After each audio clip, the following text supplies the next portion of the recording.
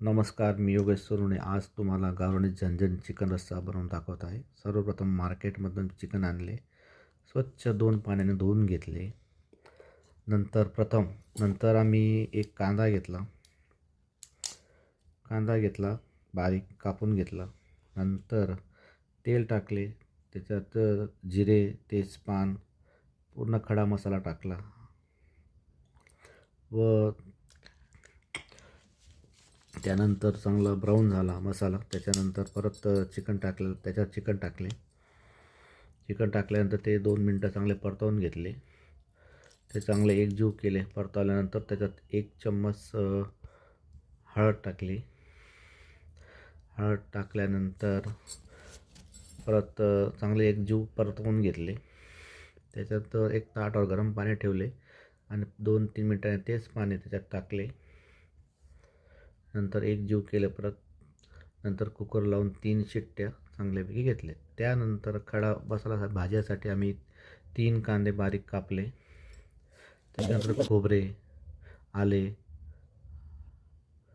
लसण, धणा चांगल्यापैकी भाजून घेतला. सर्वप्रथम धणा चांगला लसूण भाजून घेतला. त्यानंतर कांदे चांगले लाल करून घेतले. काळे झाल्यानंतर त्यांचीही पेस्ट केली.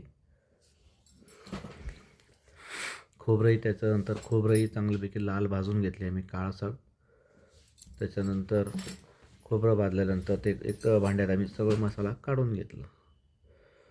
त्याच्यानंतर लसण, आद्रे हे सुद्धा ताव्यावर चांगले गरम करून घेतले आम्ही चांगल्या प्रकारे. त्यानंतर 3 शिट्ट्या झाल्या कुकरच्या. तो सर्व मसाला आम्ही मिक्सरमधून एकजीव करून काढून घेतला. त्यानंतर पातेल्यामध्ये गरम तेल टाकले. तेल टाकल्यानंतर मसाला हा चांगल्यापैकी गरम त्याच्यात केला. 3 चम्मच चटणी, 1 चम्मच मसाला,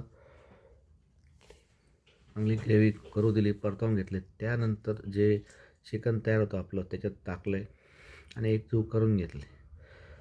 एकजीव पाहू शकता तुम्ही चिकनला कशी भारीपैकी ग्रेव्ही तयार झालेली आहे आणि हा स्पेशल हा झणझणीत मसाला दिसून राहिला आणि वर तेल सुटले. त्यानंतर जे आपले पिवळा रस्सा तो टाकला, तर पाणी टाकले, नंतर मीठ टाकले, कोथिंबीर टाकली. त्यानंतर आम्ही खास घरगुती बाजरीचं पीठ आणि हरभरा डाळ पीठ भाजलेलं होतं, ते आम्ही एकजीव करून त्याच्यात पाणी टाकून ते टाकले. याच्यामुळे भाजी घट्टपणा आणि चांगले येते गावासारखी आणि व्यवस्थित होते. बघा कशी उकळी फुटलेली आहे. उकळी फुटल्यानंतर फार चांगल्यापैकी उकळी फुटलेली आहे. बघा सर, हे चिकन रस्सा तुम्ही पाहू शकता. याची चव या, तुम्ही खाण्यासाठी याच.